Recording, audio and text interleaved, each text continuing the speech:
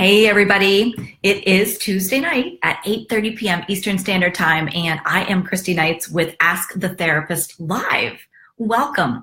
I'm going to give everybody a few minutes to jump on. I know I'm getting some questions coming in already, so I want to just give everybody a few minutes before we get started. I'm going to actually write down some of these questions as we are welcoming everybody into the room. Hey, Sherry, it's great to see you. And Margot, Sarah, Amanda, it is great to see everybody. How's everybody doing? All right. It has been such a week. It goes by so fast, doesn't it? It seems like I was just on yesterday talking to you guys and sharing with you some exciting news as well as answering your questions. Oh, Amanda, thank you. Yes, I got it cut. It's a little bit shorter. I thought that I would try something a little different as summer approaches, right? Like, really, we need some spring, some summer. So thank you, Amanda. Hey, Nicole, it is great to see you as well. Okay.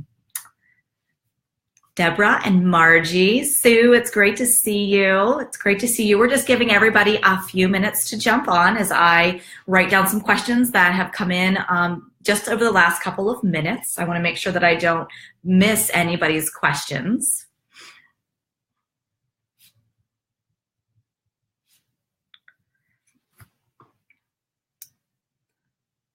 All right.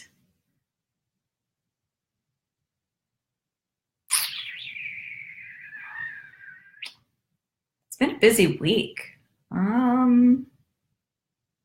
Okay. There were a few questions that came in over the week that I want to make sure that I don't miss. And that's why I wanted to touch base and make sure I got them. Hey, Molly. Hey, Adam. It is great to see you. So, as usual, it's 8:30 p.m. Eastern Standard Time. I am Christy Knights with Ask the Therapist Live. This is your opportunity to ask life's biggest questions and have them answered by a professional therapist. It is your opportunity to sit in the space of someone who absolutely adores and loves you for who you are, providing you with inspiration, motivation, and a level of commitment to you and your well-being that is unconditional. So thank you so much for being here tonight, and thank you so much for joining. As always, hey, Eric, it's great to see you. As always, if you have a question, please put it in the comment section, and I will make sure that I get to that question, or you can send it to me privately, either via text if you have my cell phone, email, or you could send it via Facebook, Instagram, direct message. My email is really simple. It is christyknights@christyknights.com. Christy@christyknights.com. So you'll see my name above you for spelling. You can certainly send it to me via email.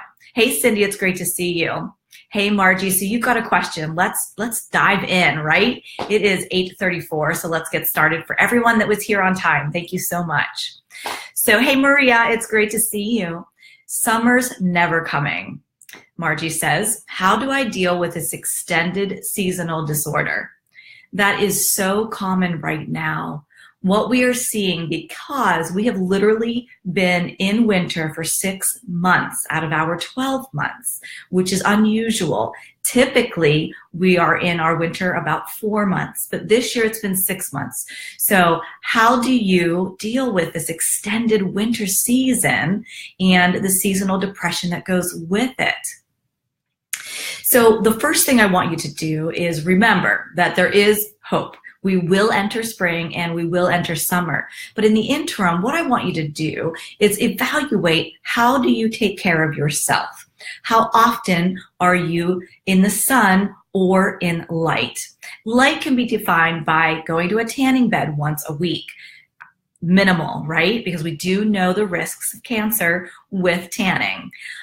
So a tanning bed, or the seasonal depressive light, right? The box light. It's a nice, easy way of remembering it, the box light. So the box light is something that you can purchase as well online. They range from $50 to $150. You sit the box in front of you in the morning for 30 minutes and at night for 30 minutes, or you can leave it at your desk at work for periods of 10 to 15 minutes at a time.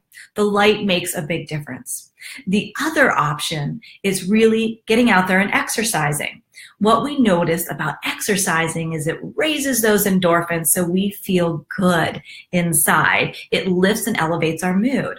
So regular exercise doesn't necessarily mean you have to do CrossFit Trainer or Orange Theory. Hey, Kim. Hey, Caroline. Hey, Mark, Kristen. It is great to see everybody. Sarah, I see your question. Thank you so much.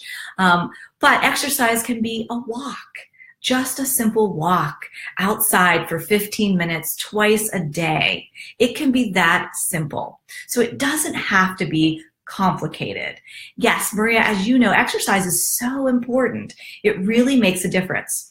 So getting more light, whether that's through the box light, a tanning bed once a week, going outside and walking in the sunshine, getting exercise. And I want to challenge you in your eating habits. Oftentimes in the winter, we store extra fat because we're eating like junk all the time. We're eating comfort foods for our moods, so we tend to add in those pounds. What I want you to do is evaluate, Margie, what is your meals like? What are you eating each day? Are they foods that are energizing for you?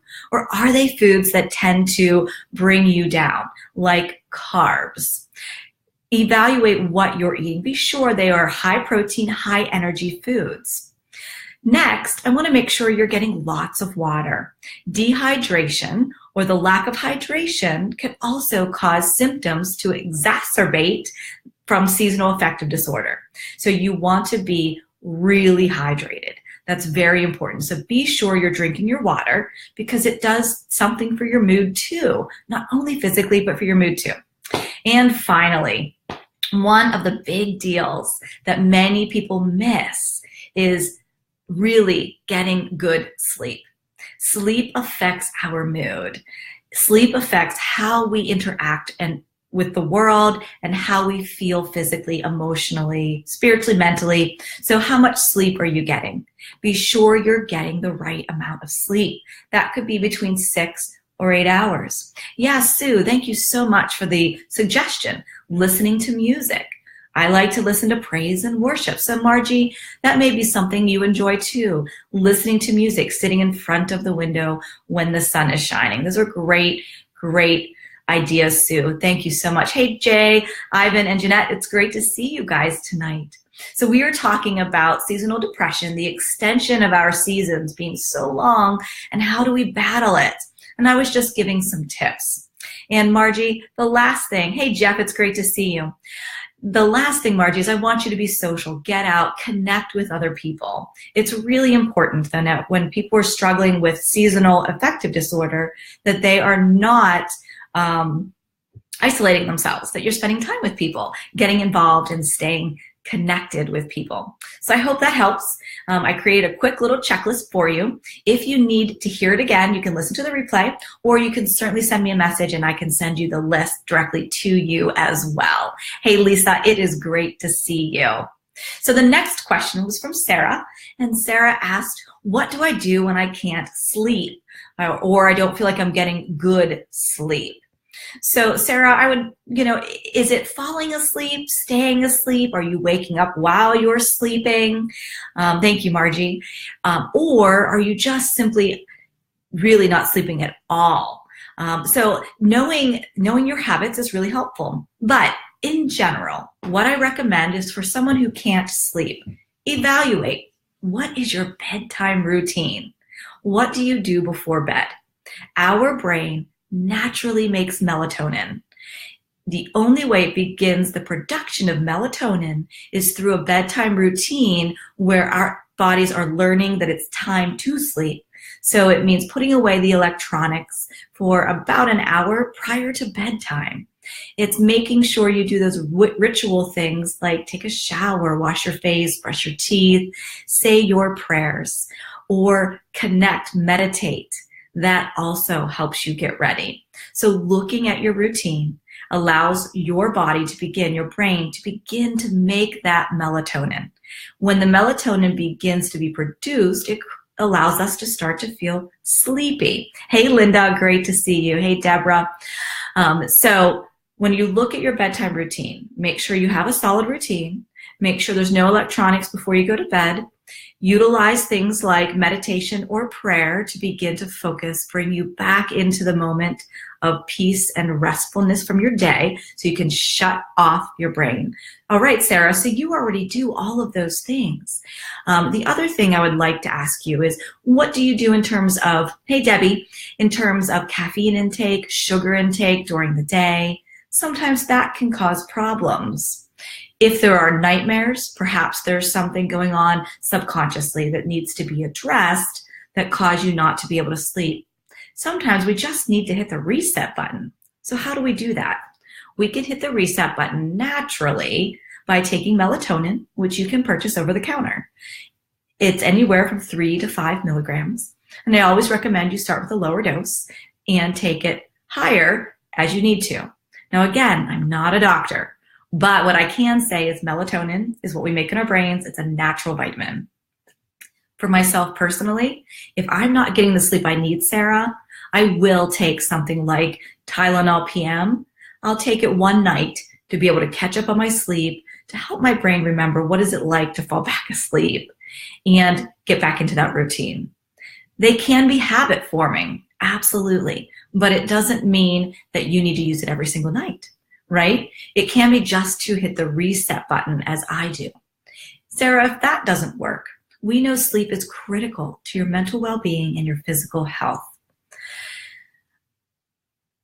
Thank you very much, Maria. That's great. Thank you. I will read that out loud in a minute. But what we know is it's essential. So Sarah, if you still can't sleep with doing a routine, making sure that you're winding down at night, something over the counter, then I do encourage you to see your doctor. Not that you want to be on a medication for sleep, not that you want to take a sleep medication. However, sleep is critical to well-being. So it may be helpful just to use something to get you over that and then teaching yourself how to fall asleep again. Sarah, don't hesitate. Reach out to me on Facebook, direct message me. I will send you my favorite meditations that I absolutely love that I use to fall asleep. It has taught me how to fall asleep in 2 minutes. 2 minutes. I have 10 minutes between clients. If I have a client that is really intense and I need to rest my brain, I will fall asleep meditating for 2 minutes. Sleep for 6, get up, feel rested, and move forward in my day with my clients. It really works. So don't hesitate to reach out to me, Sarah, and I will share my absolute favorite meditations with you and help you resolve this issue. Let's brainstorm and find a way for you to be able to sleep because it's essential.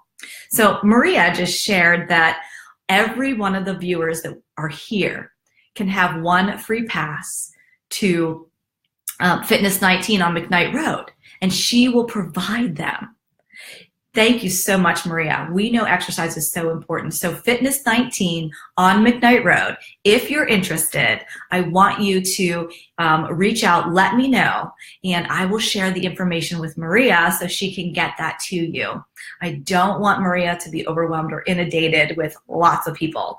Instead, what I want to do is help her with this. It was such a gracious offer. So if you want to try out Fitness 19 on McKnight Road here in Pittsburgh, we have a free pass for you. Maria is offering a free pass. So thank you so much, Maria. I really appreciate that. Thank you, Sarah. Reach out to me, private message me, please, Sarah. You can direct message under Christy Knights, and it will be on the top of my queue so I can respond to you, okay? Thank you so much. Hey, David and Amy. It is great to see you tonight. Again, as always, it is Tuesday night, 8:30 p.m. Ask the Therapist, where you get to spend some time just with an amazing support system, asking your questions, life's biggest questions, and having them answered by someone professional, by me. So let me check my text messages and see what else we've got gigging tonight. To piggyback on Margie's question, someone has asked, why is depression the number one, why is it the highest rate in the USA? So why is the depression rate in the USA the highest? Are we mentally weak, or is there something else we don't know? So this is a really good question. So what has caused the rate of depression to be so high in the USA? compared to other countries? Well, I think first and foremost is the stress level. I think the stress level within the USA can be conceivably higher, not due to necessarily circumstances, but the level of pressure to compete, to rise above, to be the next best thing, the pressure that we put in place on ourselves. I think the other reason is really, compared to other places, just a lack of natural light as frequently, as intensely as some of the other places. And our healthcare system is not all that great. Our mental health care system is not all that great. And I hate to say that. I am so pro-America, but I am very frustrated, and I will not get on a political soapbox. But I am very frustrated with the mental health system of our country. And it is one of the most weakest programs out there. Many other countries wrap support around people in ways that our country hasn't even considered. So I think that's also a big factor in it. And yeah, Sue, we don't know how to relax. We don't know how to slow down, take a vacation, and really take care of ourselves. That just doesn't happen. We are so wrapped up in the pursuit of money, material things, possessions, that we don't sit back and relax. We want our children to be the best child on the sports team or on the dance competition, the best athlete, the best in academics. We don't stop and look at relationships. I think that's another piece of it. Other countries have built-in time to relax and have more cohesive relationships than in the United States. So I hope that begins to answer your question. I appreciate that question. So let's see what other questions we have. I'm getting all kinds of messages through my text message for questions, so don't hesitate to send me a message if you would like to do that. Okay, so let's look and scroll down. Hey, Paula, if I miss a question, can you text it to me? That's really helpful to have them in text, but I'll go ahead and scroll down and see. Adam, I can't wake up in the morning. The rest of the day, I'm highly energized and work out every day, yet I can't wake up, sleeping at least 5 hours. So what do we do whenever you first wake up in the morning and you feel like, oh my gosh, I just can't get up? I want you to evaluate first and foremost, how much sleep did you get? Yes, at least 5 hours, but see, Adam, it's recommended 7 to 8 hours. So perhaps you're not getting the amount of sleep that your body needs. Oftentimes it's something we play with to either try to sleep more, sleep less, see what we need. For me, I know I need a good solid 7 hours. If I go beyond 7 hours, I'm too tired, right? I've gotten too much sleep. If I go less than 7, I have a hard time getting out of bed. So there is that sweet spot, Adam, where you will know how many hours is good for you, where your brain has fully rested and you feel rejuvenated. The second thing is look at your bed. How's your mattress? How's your pillow? Is it comfortable? Are you able to get into that true deep sleep? Oftentimes, if our sleeping place is uncomfortable, we're not able to rest. This sounds silly, like it's so simple, but let me tell you a story. I had herniated discs in the back of my neck, and I had to have surgery. They told me that one of the causes, there were multiple causes, but one of the causes was the type of pillow I was using, that it was not supporting my neck properly. So I went through a series of pillows after surgery. I spent over $500 on pillows, from high-end pillows to cheap pillows. Could not find the right pillow that I was able to fall asleep and feel as if I've rested. I ended up, don't laugh, I ended up with a sofa pillow. Yes, I'm sleeping on a tiny couch pillow, and it is the only thing that allows me to sleep, feel rested, and wake without a headache. It also allows me to wake very well around 6 a.m. I pop up and I'm ready to go. So now that's not always true, but if I get a good night's rest, that is true. So Adam, what is your routine at bedtime again? Are you getting into that deep level of sleep? If you're not, I can help you with that.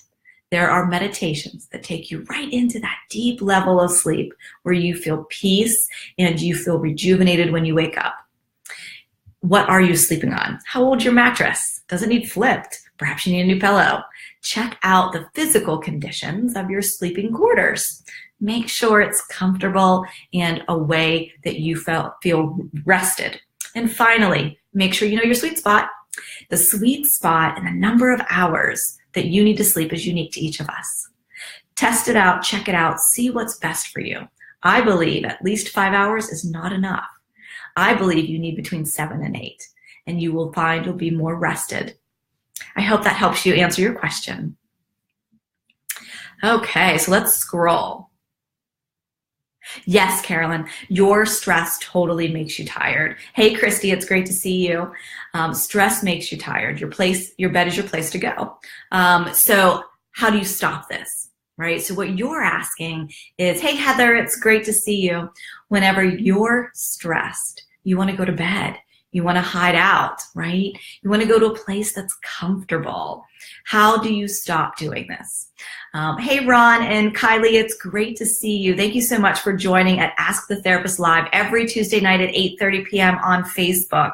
It's an opportunity for you to ask your questions live and receive information from a professional, as well as inspiration, motivation, and commitment to loving you. So, Carolyn, what I want you to do is evaluate stress management. That sounds to me like you're not able to manage your stress properly. So what are some ways that you're managing your stress so that you don't want to jump in your bed every time it gets tough, right? So stress management is very important to our emotional well-being as well as our physical well-being. Allow, instead of your bed, reach out to a support system. Have 3 to 4 people that you can talk to when you're stressed on a regular basis. Find ways to decompress and relax each and every day. I know, life is busy. How can we find time to relax? Make it. It's important to you. It's important to you that you don't climb into bed every time you feel stressed. So make it a priority, Carolyn. Find ways that de-stress you. Some examples would be meditation, and I keep going back to it because research and evidence has shown that meditation is incredibly powerful, not only for helping the body heal physically from ailments, but also mentally, to be grounded, to find that place of peace and contentment in your life.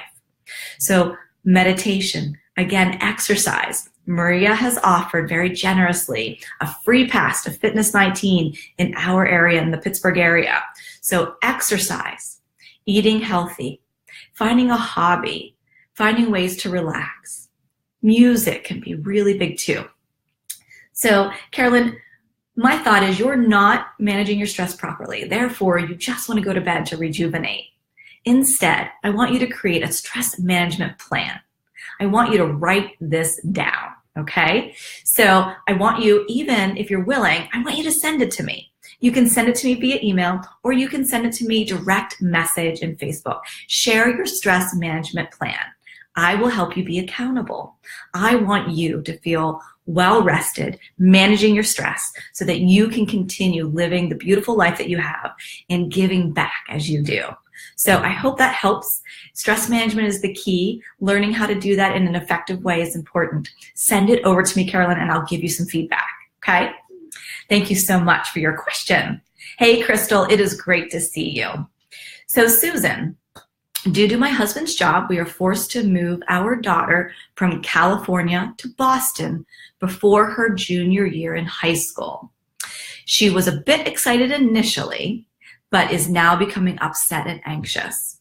How can I help her finish well here, as well as prepare and begin well in Boston? She is 16, smart, shy, ADD, inattentive type. Susan, thank you so much for your question. So just to recap, Susan is being forced as a result of her husband's job to move from California to Boston and is concerned about her 16-year-old daughter, Initially, her beautiful daughter was looking forward to it, but now she's feeling some anxiety. How, as parents, can we help our children cope with transition, changes, especially something like a move? Hey, Jody, it's great to see you. Karen, welcome, welcome. So this is a great question. Hey, Nick or Kay, great to see you guys. This is a great question. Whenever we are moving or relocating, this is an incredible stressor for a child, especially in their teen years. You're able to recognize that, Sue, and you are an amazing mother. So I know that you totally get where your daughter's at and what she's experiencing and what she's feeling. So what I want you to do to help ease it is teach her to be in the moment over the next few months. Allow her some major social events to celebrate this change. Instead of, hey, let's just have a friend over, make it more frequent.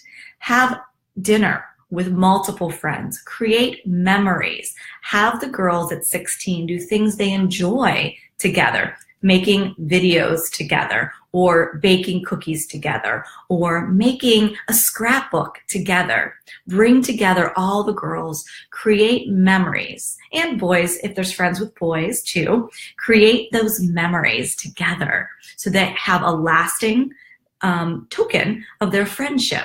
This will not only solidify their bond together, but help them begin to accept and grieve that transition.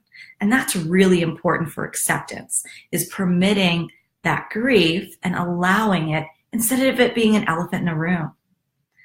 At 16, this is such a critical age. Their identity is developing, and they're developing at this time in their location, their school, their friends, their sports, their activities. You know this. So we can totally get where her anxiety is coming from. I'm sure as a mom, starting over in Boston for you is a challenge too. The other thing I want you to do is I want you to check out Boston with her if you haven't done this already. Allow her to see where she'll be living, the school district she'll be in, the town where she's at, her favorite activities, where she can do them in Boston. Create relationships in Boston as you make that move. How do you do that? The high school that she's going to be at, begin to get involved in the high school in some way, whether it's trying out for cheerleading or horseback riding in the local community, finding that church, Sue, finding that church to connect to so that she can begin to build relationships before you ever move. We live in an age of amazing social media that is both positive and negative. The positive side of it is her opportunity to connect with people that are local in the community.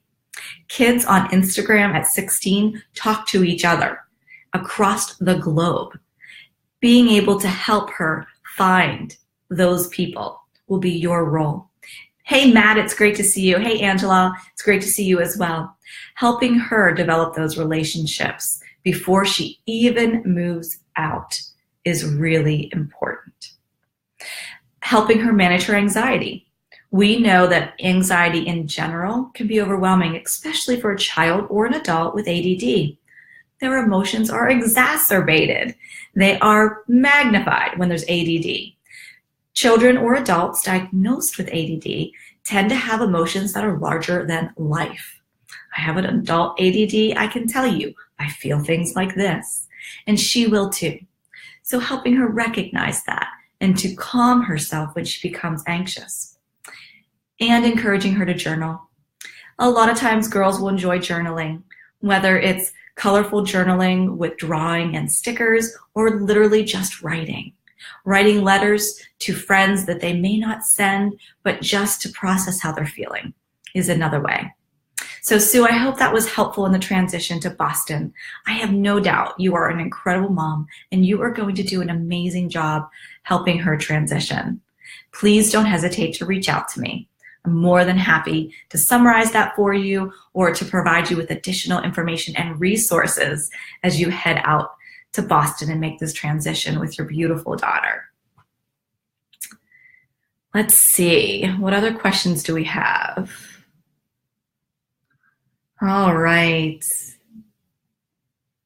How's everybody doing? So as questions are coming in, I do have a few more that are sitting here in queue, but I wanted to share some amazing news with you. Last week, I talked to you about Suicide, the Ripple Effect, the movie that is coming to the theater. I Rise Leadership, which is the nonprofit that I founded. Paula, who is on with us, is the vice president. We are hosting Suicide, the Ripple Effect in the theater in Butler. We had to sell 43 tickets in order to bring it to the theater. I shared with you last week that after one group in Facebook actually shared, we tipped and sold 80 tickets. We sold 80 tickets. Amazing. Sold out the theater. I did request more tickets, and today I am happy to share with you that we have 20 additional tickets that can be sold for April 20th for that movie. I want you to be there with me. And I Rise, we have decided that we are hosting, a second date. So June 1st, Suicide, the Ripple Effect will also be showing at the Butler Regal Theater. How awesome is that? We have so many people interested in truly erasing the stigma around mental health, suicide, that we have people sending emails daily wanting to go to this movie. This community is amazing. I feel so blessed by each and every one of you. I feel so blessed at the passion that you have in your heart to truly stand beside someone in their darkest moment when they are considering suicide or have lost a family member to suicide. You're willing as a community to say no more. We want this to stop. We are here right with you. You are not alone. So 2 dates for our movie, April 20th and June 1st. On my Facebook page, I have all the information as well as the events. So check it out. Join me. Whenever you come, please stop by and say hello. I will be also selling books, the books that I compiled of the multiple people that I worked with that I've been so blessed with who have attempted suicide or contemplated suicide and now are living a life of joy. They share their darkest moments with you in this beautiful book. That will be available for purchase as well. And we're looking into t-shirts. I will be so excited if we can get t-shirts. So that was my exciting news. I think that is awesome, right? You guys are awesome. Hey, Mickey, it's great to see you. So as always, this is Tuesday night, 8:30 p.m. Eastern Standard Time, Ask the Therapist Live, where you have an opportunity to ask me life's biggest questions, and I can offer you advice to bring to you a life of joy, peace, and contentment. So questions, share your questions with me. And I will move on to some questions that I have here while you guys are thinking. Okay, so hey Paula, I want you to do me a favor with this next question. As every week I ask, Paula, please put up the 1-800-SUICIDE hotline. Many of you know that's my area of specialty of expertise is suicidal ideation, chronic suicidal thoughts, and working with those who've lost someone to suicide. Thank you very much, Paula. I love that. She's putting up the links for the movie. The first one you see is for the 20th of April. That's our 20th. And I have a feeling she's going to be putting up the other one for June 1st. And then she's going to share the 1-800 number for the suicide hotline. This is a national number, so if anybody would need it while we're talking tonight or in the future, it's here for you. There is someone available for you to talk to 24/7. Hey, Justine, it's great to see you. So the next question is, I continue to have chronic suicidal thoughts. What do I do? So this is a question that I receive each and every week from someone. So someone in our community continues to battle. And let me tell you, there is and I read this statistic today, there are over 5,400 children ages 7 to 12 that attempt suicide every single day in our nation. That's a lot. That's a lot. There are so many people battling this. If you are one of those people, there is no shame. If you are battling thoughts of suicide, There is no shame. It is not selfish. It is not ignorant. It is not, it is not selfish. That is one of the most common statements that are made to someone who is having suicidal thoughts. I'm here to tell you that's not the case. What occurs in the mind of someone who is having suicidal thoughts is a chemical imbalance as a result of depression or some other mental health condition. There is a chemical imbalance. The brain is not making the chemical to create a stable mind. As a result, there are unclear, irrational thoughts such as, I don't want to live anymore. Truly, what it means, the majority of the time, 99% of the time, what it means is that person doesn't want to live with this pain that they're experiencing anymore. They're trying to escape the pain, not life, not family, not friends. They're trying to escape the pain. The movie screening we are featuring talks very specifically and directly to this. So, my dear friend, as you continue to struggle with suicidal thoughts, what I want you to do is make sure you're in therapy on a weekly basis. I recommend weekly. Sometimes people with chronic suicidal thoughts may need therapy twice a week. Dialectical behavior therapy, cognitive behavior therapy, EMDR. Those 3 types of therapy are most effective in treating suicidal thoughts. In addition, without a doubt, I recommend medication. Some people may not agree, but when there's a chemical imbalance, it's imperative that you're able to equalize out the chemical in the brain with a medication to slow down or stop the thoughts. The thoughts are an obsessive compulsive pattern of behavior. It needs to be stopped so that you do not harm yourself. Third, there are skills, there are books that you are given that you can seek out in therapy. Be sure you're practicing your skills each and every day. For those of you who don't know what those skills are, if you're in need of those skills, please reach out to me and I can share them with you. There are so many. To begin to list them right now would be impossible. But one of them is meditation. If you look on YouTube, I have a channel. Go to my channel and subscribe. There are 4 to 6 exercises for anxiety, panic attacks, chronic suicidal thoughts. I have them there on YouTube. You will see a green book. In that green book, click, and I have recorded the exercise to walk you through in my own voice. It will help you work through your suicidal thoughts, release them, and replace them with something healthy. So I hope this helps. Remember, therapy once or twice a week, cognitive behavioral, DBT or EMDR, medication. You want to treat the depression, the obsessive compulsive thoughts that are persistent, and looking at the skills to maintain a healthy mental state on a daily basis. And of course, exercise is always really important too. We don't always like it, especially with depression. We're tired. We don't want to move. Sometimes we don't even want to shower, get out of bed. But I promise you, you're not alone. And once you start, it's contagious. It's infectious. You will begin to feel better. I promise. You just have to stay committed to your treatment plan and always surround yourself with people who love you unconditionally.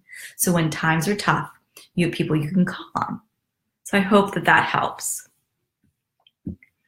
Okay, so I'm seeing messages coming in on Facebook through my private messenger. I'm going to check that out. Thank you very much, Paula, for the National Suicide Hotline.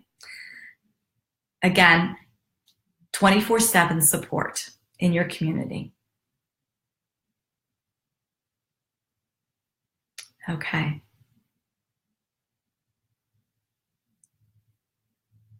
Very good. So the next question is, No matter how many times I try, I cannot leave my boyfriend who abuses me. Each and every week, I'm kicked, punched, spit on in front of the children. I don't know how to get out. Can you help me?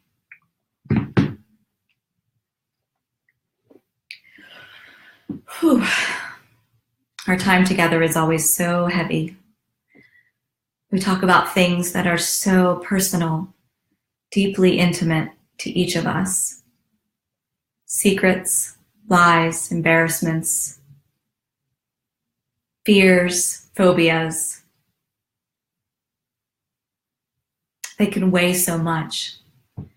What I want you to hear before I address your question, first and foremost, thank you for being here. Thank you for having the courage to sit in the space. You are experiencing horrific trauma. My heart hurts for you, not out of pity, not out of sympathy, but out of empathy, unconditional love, and care. I am so sorry that right now you are in that place of abuse. You are brave. You are a warrior. You will surmount this, I promise you. You must work hard. So the question, to cap it, I'm in a relationship where there is domestic violence each and every week. No matter how hard I try, I can't leave. How do I get out of this relationship? To answer your question, first and foremost, you can't do it alone. Second, you are in a dangerous situation. It is unsafe for you to simply pick up and leave without a plan. Do you hear me? It is unsafe for you to pick up and leave without a plan. There is judgment. There is condescending remarks. How hard is it? Just get out. Move. Just leave. In the middle of the night, just go. It doesn't work like that. Jody can tell you. Jody is sharing with us. She's been there. She's willing to support and help you. Please don't hesitate to reach out to her, talk to her, direct message her. She can support you. Hey, George, it's great to see you. We're talking about domestic violence in the home and how to leave the home if there is domestic violence. Hey, Lila, it's great to see you as well. So first and foremost, I want you to have a plan. How do you have a plan? There are multiple resources in our community that will help support you as you find a place to live. They will help you transition from start to finish with everything, from money to food to furniture. They have your back. Please send me a message where your geographical area is, and I can help you get connected to the resources in your own community. Once you have a plan, that plan must include therapy. Therapy for you and your children. No matter the age of your children, whether they are small, under the age of 5, or they are teenagers or adults, they will need therapy to understand what has happened and the transition they're about to go through and what a healthy relationship looks like and how they can grieve and the confusion of feelings that they have because of what has occurred in the home and what they've seen. Please, it is not your fault. Do not shoulder that burden. It is not your fault. Through therapy, through support, you will grow with great strength. You will become empowered to be able to look back and know that you did the right thing. But in the moment, it truly is about your children and about you. Safety 101.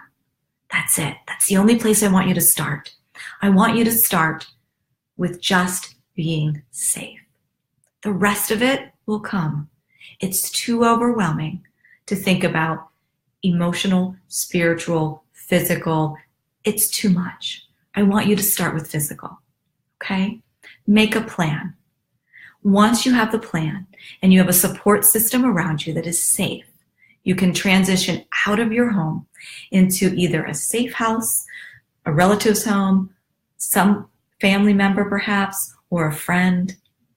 Once you're in a safe location physically, your basic needs are met, then you're going to want to dive deep into taking care of your soul, your heart, grieving, and working through the trauma.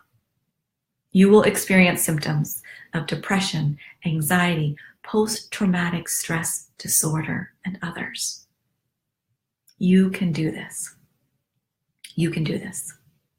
Please don't hesitate to reach out to Jody for more help, support to talk to. Don't hesitate. Reach out to me for resources within your own community. You're not alone. And for 1 minute, do not blame yourself. This is not your fault. I hope that gives you a start to getting out of your home and preparing to make that transition. I get it. I have not, thankfully, been in that situation, but what I do get is that it is not safe for you to simply leave. It's not. There's danger in that. So prepare, and you are a warrior. You can do it. I believe in you. I believe in you. So I hope that helps. Sherry says, I have isolated myself from everyone. I know I shouldn't, but I'm struggling so much. I don't want to be a burden to my friends. Hey, Miko, it's great to see you. And I have no desire to socialize. I struggle with my suicidal thoughts, and I know it doesn't help to isolate, but I'm too exhausted from working so much. Thank you so much for that June 1st screening, Paula. So yeah, Sherry, whenever you're isolating yourself, you and I both know that it really just makes things worse. Oftentimes, depression can really make it difficult to get out. What I want you to do is evaluate who is your friendship circle. Who are the people who are closest to you at work, at church, your friends? Ask them to come to you in your home. Ask them to join you for coffee or a meal in your home once a week. Friends who are true friends, who are your tribe, love you unconditionally, and they will walk beside you and be there for you. Initially, when we start to connect, it's really tough, but it's something, if you want to get better, and I know that you do, that you force. You force. And how do you force it when you're depressed? I've been there. There have been days that I can't get out of bed. I totally get it. I start with music, prayer, meditation. I reach out to friends via text messages. I reach out to family members. Come, sit with me. Help me get out of bed today, because life sometimes is too overwhelming. Evaluating your eating habits, your sleeping habits. Is your medication where it needs to be? These are all really important. But first and foremost, if you struggle with isolation, I want you to invite people into your home. Connect with people online as well. We know social media can be a double-edged sword to social anxiety, depression, and other mental health disorders where people can hide and not get the support they need. But what I'm suggesting to you is not that. What I'm suggesting to you, Sherry, is the opportunity to connect with people who know and love you via the internet, your friends across the globe, as well as inviting people into your home, listening to praise and worship music so that you begin to stir your spirit. Listen to uplifting music so you begin to stir your spirit, listening to YouTube videos of self-affirmations so that you can take that first step to get out, to get better. I hope that that helps, Sherry. Thank you so much for being here tonight. I know just by your question that your energy level is so low. Thank you for being here and being present. Thank you for loving yourself enough to show up and be a part of this tribe. We love and cherish you. Sue, thank you so much for the recommendation. That's what I love about this tribe, is they will reach out and help you. Audiobooks of personal self-development. You're right. When you don't feel like reading, you can choose an audiobook. Sue, you were sharing it made a huge difference for you. So Sue, it's sounding to me like you may have struggled as well with some depression based on what you're sharing. So as you can see, Sherry, you're not alone. There are so many. In fact, it's the #1 diagnosed mental health issue in our country, as we talked about earlier. So I hope that helps you, Cheryl. I'm sorry, Sherry. Sherry, I got the two mixed up. All right, any other questions? Yes, Sue, with PTSD, definitely. You're right, audiobooks are very, very useful. Thank you so much. Okay. So the other thing I wanted to share with you, and I shared with you last week as well, while the questions are coming in, it's about 9:22. Usually we're here for about an hour. And as always, it's Ask the Therapist Live, your opportunity to ask questions live or via direct message, text, or through email, and I can answer them for you. It's also your opportunity to sit in each other's space, to be reminded how much you are loved, how strong you are, what a warrior you are, that no matter where you come from, no matter what sin, what mistake, what failure you have cataloged in your brain, you have been created beautifully. You are loved unconditionally by me and by those in this space. You hold and are cherished so very much. And I am grateful for you. I am grateful for the time that you take and be in this space. You can see I am so passionate about serving you. I am so passionate about giving back to you and showing you kindness virtually, because I want you to know that you are never alone. I want to do everything I can humanly do to eradicate suicide. And one of that ways is serving you each Tuesday night. Hey, Mike, it's great to see you. Thank you so much for joining. So the other piece of information I wanted to share with you that I did last week as well is we will be launching a teen suicide support group called Pivot in June. On May 10th, we are having a community event where we invite each and every one of you in our local community, local to Pittsburgh, to join us for an information session where myself and the board members of iRise will share with you what is Pivot, the Teen Suicide Support Group. What is it? What will your teen receive? What is the cost? Free. We are having people sponsor this. So it's going to be incredible. We don't want to turn away anyone. That's May 10th, community meeting. If you want more information, just send me a message and I will give you the address. And we can talk, right? So that is May 10th. We're going to have the meeting. And then in June, we're going to launch our first ever teen support suicide group. First ever in Pittsburgh as well. How about that? iRise leadership, the amazing team that we have, the amazing board.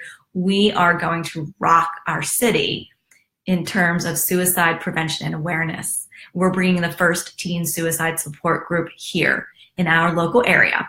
And the goal is each year to plant a new teen suicide support group across the counties in Pennsylvania and then move out to other states and one day global. That's my goal, that there will be Pivot teen suicide support groups in Africa, in Germany. They will be everywhere because we believe in this. We believe that as a village, we can eradicate suicide. Clearly, I'm passionate. So let's see what other questions we have tonight as we are nearing the end of our hour together. Okay, let me check Instagram and Facebook and make sure I did not receive any more questions. It's really important. We don't want to miss anybody. I did that one other time and I felt awful. And of course, if you have more questions, please don't hesitate to put them in the comment section. Paula is being so kind and she's texting them to me so I don't miss any. None on Instagram, none on Facebook. Let me check LinkedIn. I did something really cool with LinkedIn. I had someone reach out to me, one of my dear friends reached out to me, and she said to me, Christy, you're selling yourself short. You need to really get out there and market what you do. You serve people in a way that's unique. And I said, really? And she goes, go to LinkedIn, connect with my contacts, reach out to them, let them know that I sent you. I want you to be able to take what you do and reach the masses. So I did this. I went into LinkedIn, friended or connected to some of her friends, and got back such a positive response. In fact, many of my LinkedIn friends that I just made are here tonight checking us out. So thank you so much. They are partners in business, partners in life, and they are growing to be dear friends. So I am so grateful. So I'm checking LinkedIn to see if there's any questions on LinkedIn.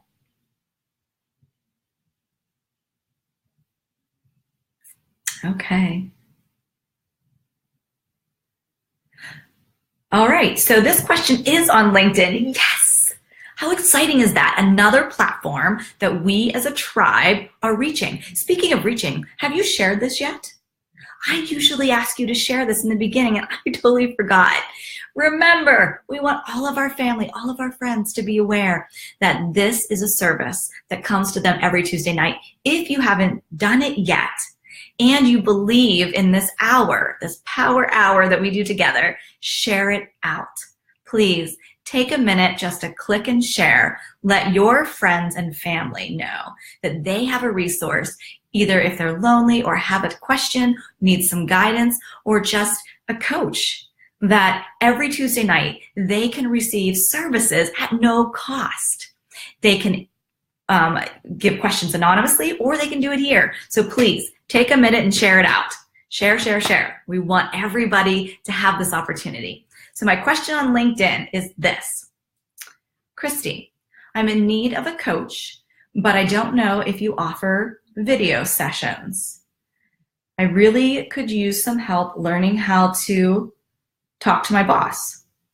Oh, that's good.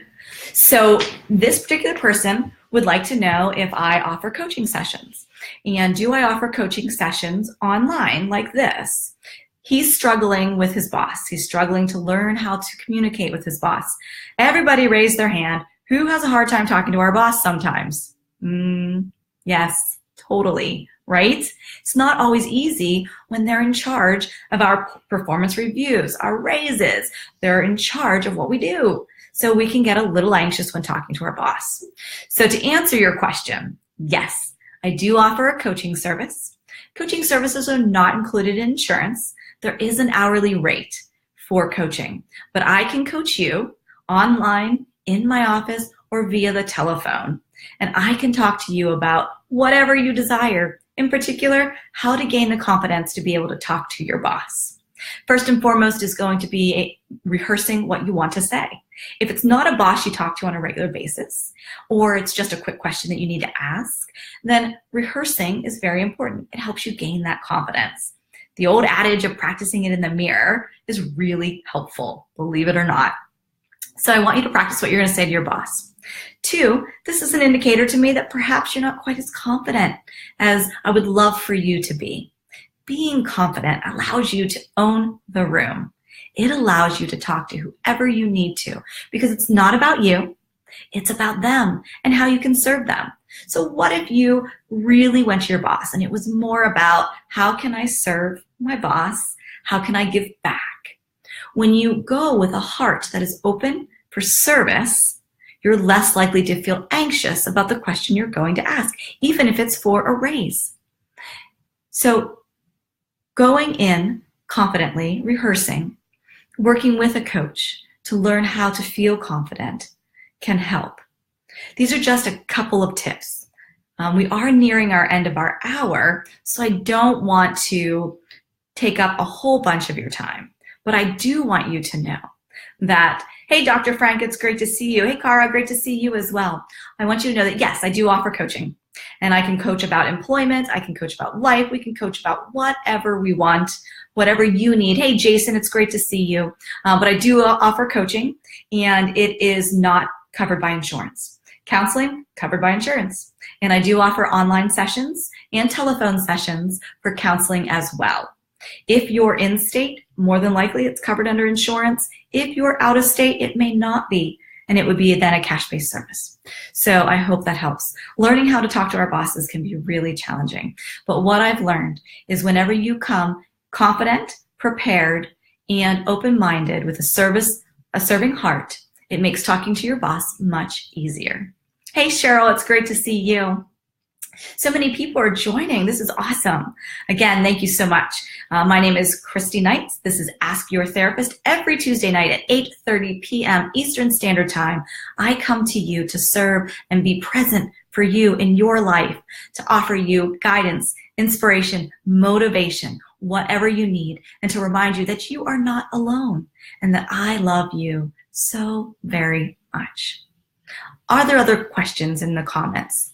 I'm not seeing anything there. I don't have any in text messages. It looks like we're doing good. I got to all of my questions. Oh, I just got a text. I don't want to miss it. 1 second. We want to make sure we get everybody.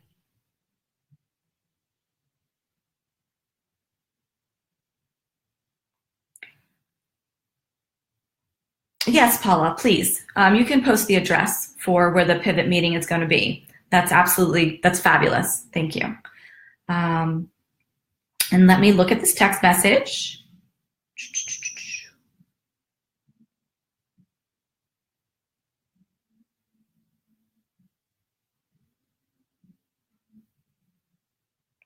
Okay, so the next question is about sex. Yes, we can talk about sex. We're adults. And there are often issues in a relationship with sex. It's one of the most common, that and finances, right? So the question is, I've been married for 22 years. My wife doesn't seem to want sex as much as I do. What do I do? We've tried counseling. I've tried to talk to her, but she doesn't listen. Whew. So, the sex drive is different for him and her. Through marriage, it has changed. Perhaps initially she was much more sexually active. Sorry, I can't get comfortable. Perhaps initially she was much more sexually active in your relationship, and now she is not as sexually active. Hey, Cindy, you came in right at perfect timing, Cindy. We're talking about sex. It's welcome, Cindy. It's great to see you. Cindy's a dear friend, so I can tease her like that. So anyways, what can you do? And I know this is a very serious question, and I do not intend to make light of it, but I know sometimes people have a hard time talking about sex. So we're just breaking the ice a little easily. So first and foremost, I want you to communicate with your partner that the level of sex that you're having isn't enough for the relationship. I do want you to check your expectations and make sure they're realistic as well.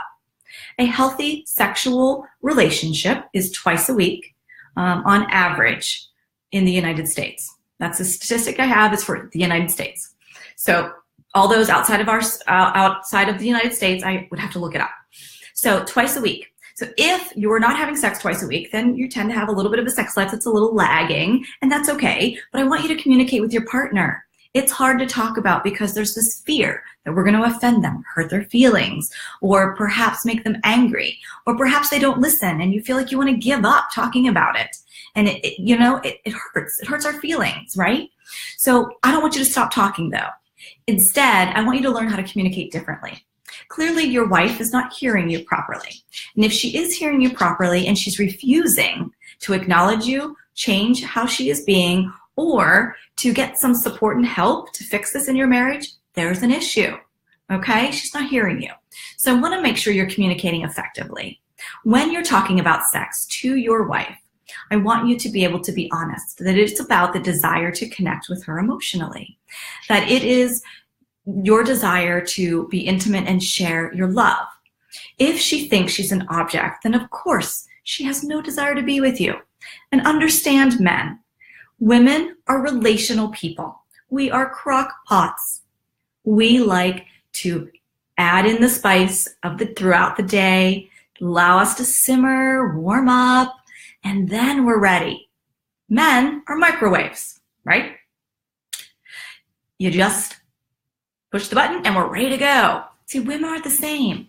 So men having that knowledge that your woman needs to feel warm and cared for and loved throughout the day. Ask your lady. It could be something simple like loving text messages or washing the dishes. Yes, women love when you wash the dishes. Believe it or not, it's a sign of love. It's a sign of appreciation. It makes us want to come up from behind you, give you a big hug, and walk you to the bedroom. So learn quickly. Help with dishes, help with the laundry, help with vacuuming. I don't want to get off on a tangent, but what I'm saying is doing nice things will help warm her up and add to that crock pot so she's simmering. Showing appreciation through loving words, kind words.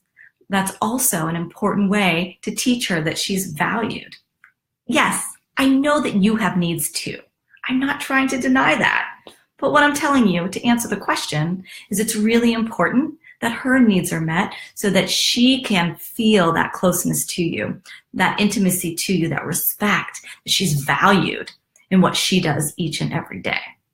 And trust me, I'm not saying that women are the only ones that do dishes and laundry, because if you know me, that is not the case in my household. We share chores equally. Yes, equally. And that's just the way it is, because I don't feel a woman should have to do everything. That's a whole nother story. Third, what I want you to do is if you're communicating effectively and you are warming her up and meeting her needs and she's still not responding, why don't you ask her why? Ask her what's going on. Ask her if perhaps she's not feeling well, she's experiencing something as she's aging, perhaps her libido is lower than yours, perhaps she needs some testing, hormones, thyroid, etc. Maybe she's depressed. There are many reasons for disconnection sexually within a relationship. Fourth, get into some therapy. Yeah, I'm a little biased, but when there's a third party helping you to communicate effectively with your marriage, about your marriage, whether it's finances or sex, whatever it may be, it is powerful. Then you're not the target of her anger, her wrath, her frustration, her fears. Instead, a third party, a therapist like myself, can help mediate so you can learn and grow together and see what it means to meet each other's needs sexually, learn to communicate more effectively. So the 4 things that's where I want you to start. And yes, I get it. You have needs too. But trust me when I say, when you care and love for a woman, you cherish her, teach her that she is valued outside the bedroom, she will definitely love you in the bedroom. It's just a matter of knowing what her needs are and caring for her and cherishing her for more than in the bedroom. I hope that helps and it answers your question. Paula, thank you so much. The Pivot Community Meeting, I like that, is in Mars, right, for all the locals, and it's going to be at Northwood Realty Services. Wait till you see the space. It's beautiful, beautiful. All right, any more questions before we wrap up? It is 9:39, guys. We flew through this hour. I'm so grateful for you. Thank you so much for sharing space with me. Every week I say I'm going to do better with my lighting, and I've not. Paula, can you help me be accountable? I need better lighting. Anything else? All right, my dear friends, it was another amazing Ask the Therapist Live Facebook show with Christy Knights each and every week, 8:30 p.m. Eastern Standard Time, where you get to ask questions, where you have the opportunity to sit in this space and share love and warmth, inspiration, motivation, and guidance in life. Check out the tribe next to you. These are the people you can count on. And remember, you are never alone. Next week, I will see you, same time, same place, right? For women who are going through divorce, I will be speaking at Second Saturday in Gibsonia. If you're interested, it is a free service where you get to speak with a financial advisor, a therapist, myself, and a lawyer at no cost. You can ask as many questions as you want. It's free. So message me if you're interested in Second Saturday for women who may be contemplating divorce or going through divorce. Financial advisor, lawyer, and myself. All right, guys, this was amazing. Thank you so much. And as always, I love you. You are incredible. You are a blessing. No matter what you have done, your sins, your mistakes, or failures, you are a warrior, and you are never alone. I am right here. I am right here for you. Have an amazing week. Until next time, know that I am here for you. Thank you for joining me tonight on this episode of Ask the Therapist Live with Christy Knights. Have a great evening.